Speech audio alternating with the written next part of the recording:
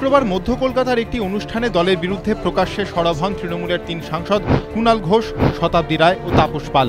বিষয়টি তৃণমূল শীর্ষ নেতৃত্বের নজরে আসার পরই তড়িঘড়ি বৈঠকে বসে দলের শৃঙ্খলা রক্ষা কমিটি। 3 সাংসদকে শোকজ করার সিদ্ধান্ত হয়, কিন্তু শুধু শোকজেই এই পর্বের সমাপ্তি নাও ঘটতে পারে। শোকজের জবাব সন্তোষজনক না হলে বিদ্রোহী 3 সাংসদের বিরুদ্ধে নেওয়া হতে পারে আরও কড়া শাস্তিমূলক ব্যবস্থা। শনিবার তার ইঙ্গিত মিলেছে দলের সর্বভারতীয় সাধারণ সম্পাদক মুকুল রায়ের কথায়। তার স্পষ্ট কথা, সামগ্রিক বিষয়টিকে মোটেই লঘু করে দেখছে না দল, গুরুত্ব দিয়ে বিবেচনা করা হচ্ছে।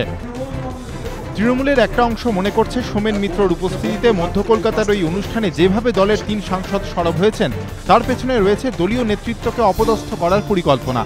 এ ব্যাপারে মুকুল রায় কোনো মন্তব্য করতে চাননি, তবে যে উদ্দেশ্যেই ওই 3 সাংসদ মুখ খুলুক না কেন তাতে দলের যে কোনো ক্ষতি হবে না তা বোঝাতে মুকুল রায় এদিন বলেন, গণতন্ত্রে মানুষই শেষ কথা বলে, তারাই শেষ কথা বলবে। একই সঙ্গে তিনি বলেন, যিনি যত বড়ই নেতা হন না কেন শৃঙ্খলা ভঙ্গ করলে দল তার সঙ্গে কোনোভাবেই আপোষ করবে না।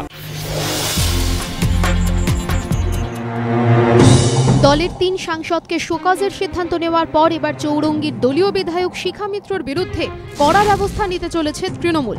সূত্রের খবর, তৃণমূল পরিষদীয় দল বিধানসভার স্পিকারকে চিঠি দিয়ে জানাবে শিখা মিত্রকে দল থেকে সাসপেন্ড করা হয়েছে। আবেদন করা হবে বিধানসভায় তার জন্য যেন আলাদা আসনের ব্যবস্থা করা হয়। দল বিরোধী মন্তব্যের অভিযোগে আগেই শিখা মিত্রকে সাসপেন্ড করা হয় বলে দাবি তৃণমূল শীর্ষ নেতৃত্বের, কিন্তু শিখা মিত্র পাল্টা দাবি করে আসছিলেন তিনি কোনো চিঠি পাননি। এবার স্পিকারকে চিঠি দিয়ে তৃণমূল সেই ধোঁয়াশা দূর করার চেষ্টা করল বলে মনে করছে রাজনৈতিক মহল। শুক্রবারই তৃণমূলের একটি অনুষ্ঠান মঞ্চ থেকে সরব হন তৃণমূলের 3 সাংসদ কুণাল ঘোষ, তাপস পাল ও শতাব্দী রায়। তাঁদের বিরুদ্ধে দল বিরোধী মন্তব্যের অভিযোগে শোকজের সিদ্ধান্ত নিয়েছে দলীয় শৃঙ্খলা রক্ষা কমিটি। ওই অনুষ্ঠান মঞ্চ থেকেই দলের বিরুদ্ধে ক্ষোভ উগরে দিয়েছেন সোমেন, জায়া, শিখা মিত্র। লরি চালক খুনের ঘটনা, প্রতিবাদ, উত্তেজনা আর তাকে কেন্দ্র করেই বন্ধ সীমান্ত বাণিজ্য। ভারত বাংলাদেশ সীমান্তের কাছে মালদার ইংরেজ বাজারের মেহেদিপুরে শুক্রবার রাতে দুষ্কৃতীদের গুলিতে খুন হন এক লরি চালক। পুলিশ সূত্রে জানা গিয়েছে, মৃত লরি চালকের নাম গুরুনাম সিংহ, বাড়ি পাঞ্জাবের অমৃতসরে। বিহার থেকে ভুট্টা নিয়ে মেহেদিপুরে আসছিলেন তিনি। পথে 10 থেকে 12 জন দুষ্কৃতী লরি ছিনতাইয়ের চেষ্টা করে। অভিযোগ, বাধা দিলে লরি চালককে খুন করে দুষ্কৃতীরা। এই ঘটনার পর দীর্ঘক্ষণ রাস্তা অবরোধ করেন স্থানীয় ব্যবসায়ী এবং লরি চালকরা। তাঁদের অভিযোগ, এরকম ঘটনা প্রায়ই ঘটছে, তবুও কোনো ব্যবস্থা নিচ্ছে না পুলিশ। ব্যবসায়ীদের আন্দোলনের জেরে দিনভর বন্ধ থাকে ভারত বাংলাদেশ সীমান্তের ব্যবসা। পরে পুলিশ সুপার ঘটনাস্থলে গিয়ে তদন্তের আশ্বাস দিলে পরিস্থিতি নিয়ন্ত্রণে আসে।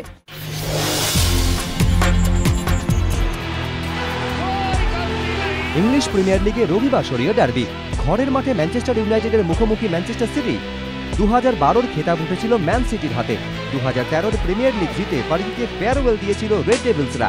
খাতায় কলমে লিগে দুপক্ষই সমানে সমানে। 4টি ম্যাচ থেকে 2 দলেরই সংগ্রহ 7 পয়েন্ট। রবিবারের মহারণে রণকৌশলের লড়াই। ময়েস বনাম পেলেগ্রিনি। গত মরশুম থেকে দুর্ধর্ষ ফর্মে ফান পার্সি। চ্যাম্পিয়ন্স লিগ থেকে জ্বলে উঠেছেন রুনিও। বায়ার্ন লিভারকুসেনের বিরুদ্ধে তার জোড়া গোলের পর তার জন্য পেলেগ্রিনি অন্য স্ট্র্যাটেজি নেবেন নিশ্চিত। অন্যদিকে অধিনায়ক ভিনসেন্ট কম্পানির প্রত্যাবর্তনে ম্যান সিটি বেশ কিছুটা চাঙ্গা হবে বলেই মনে করা হচ্ছে। চোট সারিয়ে এ ম্যাচে জ্বলে উঠতে পারেন দাভিদ সিলভাও। স্কিল, গতি আর নৈপুণ্যের বিচ্ছুরণ দেখার অপেক্ষায় রবিবারের ম্যানচেস্টার।